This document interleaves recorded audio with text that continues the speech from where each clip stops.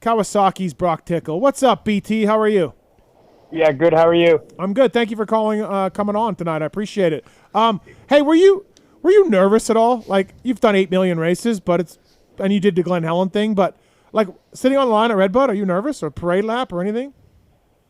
Yeah, 100%. Okay. I mean, I think it's pretty normal. For me, it was like, honestly, it was kind of surreal because one of my goals was to soak it all in, to be honest. Okay. And I think that's probably why I was maybe even a little bit more nervous, because my goal was just to feel everything, notice what's going on, you know what I mean? Feel the whole experience again. And I definitely did so, which obviously brought some nerves. And, I had expectations myself, but at the end of the day, I feel like we accomplished as a group what we came to do. When I talk to riders that talk about things they miss, or if they come back after a while, they talk about the parade laps a little bit. Like you look around and you're just like, it's pretty cool, Broc, Did you get that feeling? 100%. Yeah. Like, even when I was sitting on the line, if you take a look, especially out at Redbud, you're on the line and you can see in the infield there, I mean, all the people and like you said, even on the hot lap, like something about Redbud in general, especially where the start is now, when you make that right-hand turn and you go down the mechanics area, even though it's kind of away from the fans, I don't know, it kind of has like a unique feel to it, to be honest, because I felt that in 2020 as well. Yeah. How sore were you yesterday and today? A little bit, more upper body, to be honest. Yeah. My lower half wasn't too bad. The track was gnarly, though. Obviously, it's been a while since I've rode a track like that. And, yeah, I mean, I was definitely sore, but I've been worse. After the race, I went over to talk to Broc. He didn't wear a chest protector underneath, and his chest, dude, just covered in red splotches, just hammered from rocks. Look how you play That's probably the thing that hurts the worst right now. Yeah, dude. I mean, yeah, it's crazy you didn't do that. You didn't wear a chest protector? I've never worn, to be honest, I've tried to wear one, racing when I was, racing, and I just wore one normally at Unadilla and Washougal, to be honest. That's and crazy. Washougal was the worst. Yeah. Washougal was the worst. Devin had a good point earlier, too. Like, you do a lot of your stuff on the West Coast, so Glen Helen and Kahia, all those places. You don't get to ride tracks like East Coast tracks like Redbud. Was that was a bit of a shock to you? Well, we went to Club twice okay. for Jason. Yep. So I got to ride some, and they have different tracks there. Yep. Obviously, I got the feel for it and felt decent there the last time I was there. So, yeah, I mean, I kind of knew. I knew it wasn't going to be easy. I think as we spoke after the race, like, I'm not, like, ignorant to the fact that I know it wasn't going to be easy, and I knew it was going to be hard, and I honestly, I wanted to experience that. I wanted to feel that struggle a little bit, because I feel like that will help me be fresh in that perspective, moving forward. Broc Tickle here on the show, brought to you by Renegade Race Fuels. Pulp MX 24 is the code to save with Renegade. First year, 12:15 on the day. I got a sense, Broc, talking to you, that you weren't that stoked on those finishes. You were so far back in Moto 2, I thought 15th was good, and then 12th is fine for Moto 1. Like, I got a sense, though, that you weren't that happy. I don't know if your attitude has changed a little bit the last 2 days or not at your finishes. There was a lot of good stuff to look at, number-wise. Like, for me, obviously the results on paper weren't what I really – honestly, I just wanted to be closer to the top 10 or in the top 10 right there at the top of it. So, sure. For me – I'm not doing this to get a job to race. And when in reality, for myself to be away for 4 years and to do what I did for the first 2 years with Jason, training with him and kind of dropping everything and doing that. And then this year kind of transitioning back to like just the testing side and kind of focusing on myself and what I kind of have planned for the future, I feel like it was respectable from my point of view. Yeah. So I'm good with it. And I know at Budds Creek I'll be better. So yeah. And it has me motivated, to be honest, to make the bike better, to make as much progress until Budds Creek, and then see what that brings to the table moving forward. How is Jason as a test rider? How does he? He's older now, so he's got a lot of time. Older vet guys are better at that kind of stuff. How is he when you're talking to him or when you relate things to him or whatever on the bike? His feedback is actually really, really good. Yep. I mean, a lot of times, there's no right or wrong. You know, you got to learn what that rider means when he gives you feedback. You know, that's ultimately what it is. And I think at this point, with us moving to a new bike this year, we've learned a lot with him. And he, from my point of view, is spot on. I think when you're racing, and I can state this from my experience racing, sometimes you just want to work on yourself. I guess a lot of times you just want to work on yourself. And I think this year he's worked a little more on his bike than himself, like he did in the past. The years prior to that, he just wanted to do motos and get better on the bike. And now he's introducing more changes and X, Y, and Z. So I think it's good we've got him to that point, and it's been good for us this year. Broc Tickle here on the show. 4 years away from racing. You probably get a national number from these two races. TJ, he might bump you out. Yeah, come on, Broc. God damn, Broc. Probably get back in the national number. Yeah, we'll see. I don't know. What is the last couple of years? How many points do you normally have to get in the points? Last year it was 29. Oh, okay. Yeah. So what do you got now? Yeah. What was 12, 15? 17. Yes, 18. Yeah, 17. Yeah. So you're well on your way. Budds Creek. Is that it? Is there a possibility of another one, or is just Budds for sure?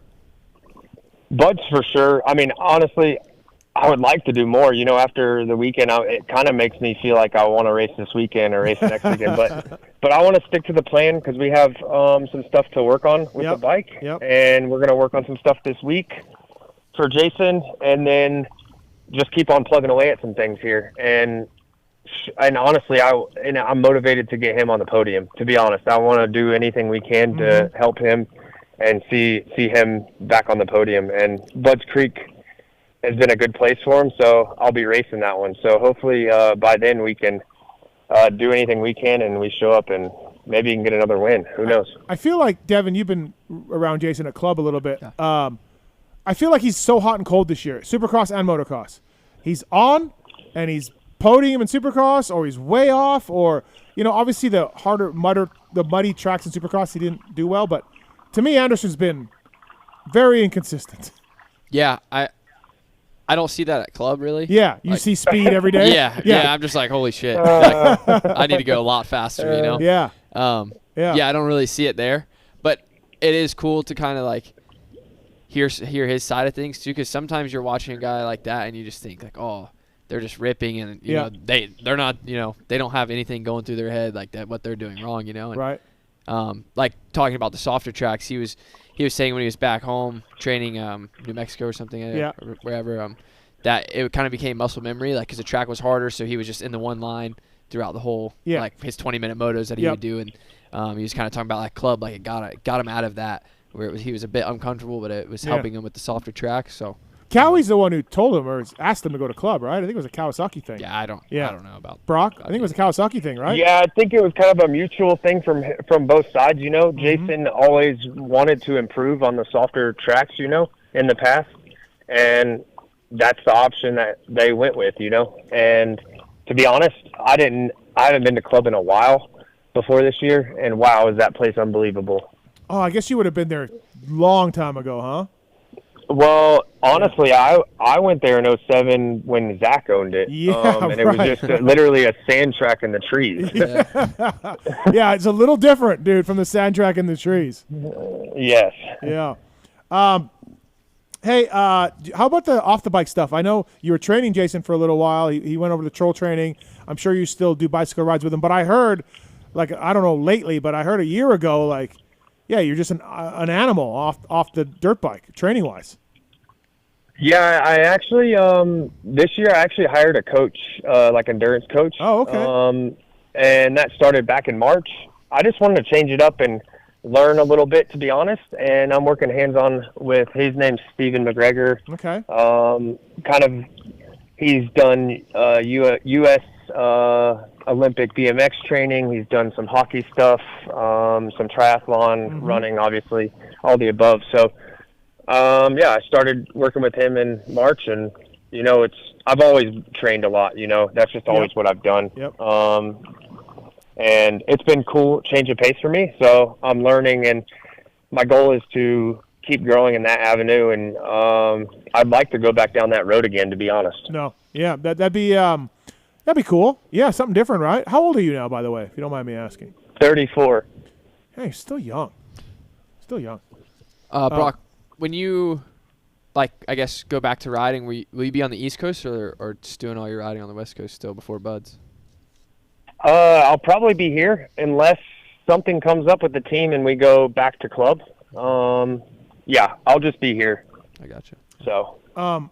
Hey, Broc, do you obviously you're 34. You've been having raced for 4 years. You had a nice career, won some races and all of that. Hard not to. Oh, I don't know. Let me ask you. You look back. You got the Red Bull KTM ride. Everything's where it needs to be. Things are forward, and obviously you get suspended right from WADA. Missed a lot of time. Do you still get a little pissed at that or upset at that? I mean, what are your thoughts on that years now from that whole process and what happened? And, obviously we're done with that. We went away from it, and rightfully so in my eyes. The penalties were stupid. But you were one of the ones, Cade, James, you, Christian. I don't know if Christian got out of it or whatever. But anyways, yeah, you were a victim of, this time when things were one way and we got away from it. So we don't do that anymore. Yeah, I mean, dude, honestly, I've lived by it forever. Everything happens for a reason. Okay. Obviously, there was part of me there for a while that was like, man, it feels like everything got swept away from me. Yeah. But you know what? The unknown that they brought to the table for those 9 to 10 months that I didn't know what was going to happen. I didn't have my sentence. Mm-hmm. That kept me alive, to be honest, because the unknown had me training and riding and, taking suspension off, bringing it to Mark over at REP at the time. And I was hustling, to be honest with you. Yeah. And I feel like if I would have known it was going to be 2 years from the time that, it happened, I feel like it could have changed my path a little bit. So me staying at it for those, 10 months until I pretty much figured out how I was going to be 2 years, I was like, oh, I can wait another 12 months, basically. Sure. Yeah. I can do this. I've already done it once. I can do it again. And then, things just fell into place after that for me, kind of throwing things together on my own. And then JGR needed somebody. And then for outdoors, obviously AP getting injured. And if I go back and look, if you just look at it, for me, I wasn't even stressed. I was just like, all right, I'm just going to do everything I can at all times to stay relevant. Yep. And when somebody else gets hurt, I'm going to be knocking. And that's kind of the mentality I had, and it paid off. And for myself, I think that's honestly, if I look at it now, I wouldn't be in these shoes where I'm at right now and got the experience through Monster Kawasaki without all this, to be honest. Yeah. Oscar called me, I think it was round 13 or 14 in Supercross in 21 when I was racing for Moto Concepts, and basically just said, hey, it's just a thought right now. We're looking for a test rider possibly. Would you be interested? And I said yes. Yeah. And that's kind of how that fell into place. And you love this role, right? You're really happy with everything at Cowie and testing? Yes. And this year's been good for me too. I've gotten included in obviously production stuff kind of from the beginning, but more so as of recently. And I enjoy it. I really do. And it intrigues me, the changes that we can make and the difference that they can make sometimes. And all the above, that part of it does intrigue me, and that's why I'm still around. Do you ever talk to Tedesco or Kennard a little bit about their roles, their companies? Not too much, but actually this weekend Michael Byrne came up to me, and I guess he's been doing some stuff for Honda. Yeah. And we kind of, just caught up and just talked for a bit, and it's just interesting, just hearing different sides of the story from different manufacturers, and then a lot of the ways the Japanese work is pretty similar to it sounds like. So, same but different. Same but different. Yes, exactly. Yeah, same but different. You know how it goes. I've been around enough of them testing. Yeah. Same but different. Yep. Yeah, exactly. Well, cool, man. Hey, it was awesome to see you back this weekend. Budds Creek, I'm sure, will be a good one for you too, and I'm glad you enjoyed it. And it was just cool seeing you back racing. It was neat. So, Thanks for calling in. Thank you for the time. Yeah, thanks for having me on, and we'll catch up sometime soon. Sounds good, Broc. Thank you, man. Appreciate it. All right. Yep. That's Broc Tickle, everybody. Brought to you by the folks at Renegade Race Fuels. It was cool seeing him. Yeah. Yeah, you know. Yeah, it's because it's been a while. And Dude, 4 years. Yeah. You know. I haven't grown up in North Carolina since I was little, but I've obviously been living there for 12 plus years. So he's a North Carolina guy. Yeah. So, yeah, but he's also from Michigan because he spent a lot of time in Michigan with his ex and stuff. So Michigan was claiming him for a while. Yeah, I always thought he was from Michigan. Yeah. Oh, really? Michigan claimed him. North Carolina claimed him. Yeah. I didn't even know that until last week that he wasn't from Michigan. I race with his brother Carson a lot. Okay. He's a little bit older, but always seen him at the. Is he still riding his brother? I don't know. Carson, no. I don't think so, right? No. Well, it was cool to see him back. As he told me, he's number 20, right? Mm-hmm. 9 plus 3 plus 8 is 20. And his first pro number was 938. And his first pro number was 938. I was like, oh, shit, okay, goddamn.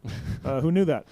So thanks to Broc Tickle for joining us. And, you got to figure he'll be better at buds even. Yeah. Like with starts and everything? Yeah, and first race, the jitters and stuff he was talking about. Yep. And maybe he was trying a different bike setup that maybe didn't work. Or, I know exactly as a testing guy, right? By the way, TJ Albright brought to you by the folks at Wiseco. You ever use Wiseco at all? I've never have. Well, just to say you have. I use it all the time. Okay, Wiseco pistons. Pulp 24 is a code to save. Full range of performance components for dirt bikes, UTVs, ATVs, jet skis, and more. 2-stroke and 4-stroke pistons as well. Honda HRC has been partnering up with Wiseco for a couple of years now. And, if you look at the Lawrences and Chance Hymas and Shimoda, it's working pretty well, right, with Wiseco. So they're working with Factory Honda to do parts. They've got Garage Buddy engine rebuild kits, clutch and valve chain components. You go to their website, you type in Pulp 24, and you save with the folks at Wiseco. Thank you to those guys for coming on board. I want to also shout out Maxima and ProFilter. Pulp 20 to save at Maxima Oils. Pulp 20 to save at ProFilter.com. ProFilters are ready to use pre-oiled, ready to use air filter, oil filter for your dirt bike, UTV, street bike, whatever it is. ProFilter.com. Great company. Great prices as well. And Maxima USA, you look at Monster Kawasaki and you look at that Mitch Payton guy using Maxima. Pulp 20 on saves on all Maxima products from FC1 to MPPL to the 927 2-stroke oil, whatever it is. MaximaUSA.com. Pulp 20 is a code to save with those guys.